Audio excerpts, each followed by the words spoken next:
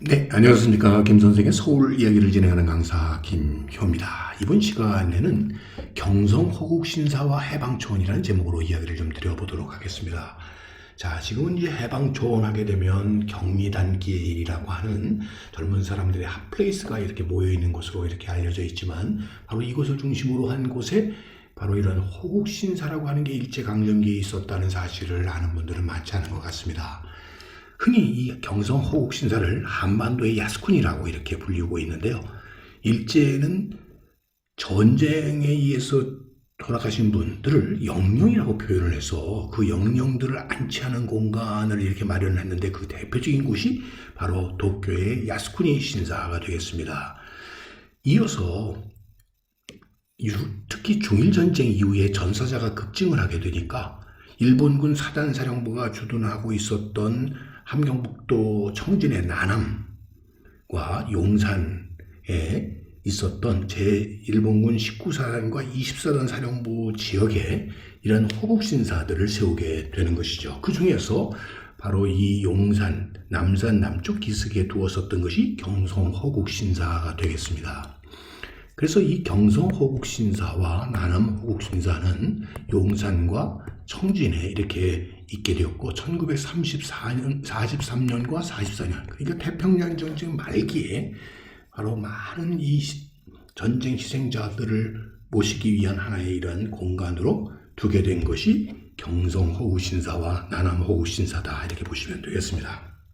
자, 그 시작은 야스쿠니 신사로부터 시작이 되었는데, 지금 보시다시피 앞에 있는 이것이 일본 철학가의 문장에 해당되는 국화문양이 되겠죠. 바로 이 야스쿠니 신사에 현재 240만 명에 달하는 이런 영령이 모셔져 있고, 그 중에서도 강제징용됐던 한국인이 2만 명이나 속해 있다는 것이죠. 그런 의미에서 이 도쿄에 있는 야스쿠니 신사는 일본의 군국주의의 하나의 상징이기도 하고, 또 전쟁 범죄자들의 죽음을 신앙을 향한 충성으로 이렇게 표현하는 공간이기 때문에, 사실 이 신사에 대해서 일본이 그동안 이런 침략의 역사를 반성하고 군국주의와 분명히 선을 그어야 함에도 불구하고 이를 계속 기리고 있는 것에 대해서 늘 비판적인 시각을 두고 있는 것이 바로 이 야스쿠니 신사가 아닌가 싶습니다.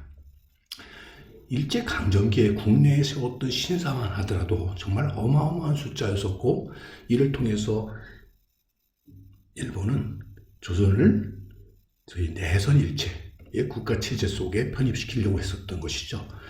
1945년 6월, 그러니까 전쟁 말기에 남산 신궁과 부여에 있는 신궁 포함해서 2곳의 신궁이 있었고요. 또 신사가 77곳, 면 단위로 따지면 1000곳이 넘는 신사가 있었다는 거죠. 거기다가 각급 학교와 가정에도 이렇게 신단을 만들어서 아침마다 참배를 하도록 했으니 1940년의 경우만 하더라도 조선신궁 참배자가 200만이 넘었다는 거죠. 자, 이렇게 결국 그들의 종교였던 신도를 민족 종교화하기 위한 노력들이 벌어지게 되었고, 그 대표적인 장소가 바로 이 서울에 있었던 남산 신궁이라고 보시면 되겠습니다. 자, 이 남산 신궁과 겹쳐져서 만들어졌던 것이 경성 호국신사가 되겠습니다. 지금 1960년대 사진이 되겠는데요. 저 멀리 바라보이는 이 계단이 바로 경성 호국신사로 올라가는 계단이 되겠습니다. 현재는 108계단이라고 해가지고 그 흔적이 이렇게 남아 있고요. 현재는 이렇게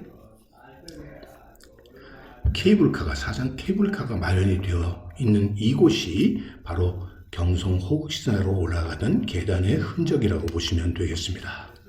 자, 이 6.25 전쟁 당시에 지금 미군이 찍은 사진을 보게 되면 지금 빨간 표시가 되어 있는 것이 바로 경성 호국신사로 오르던 108계단이 되겠고요.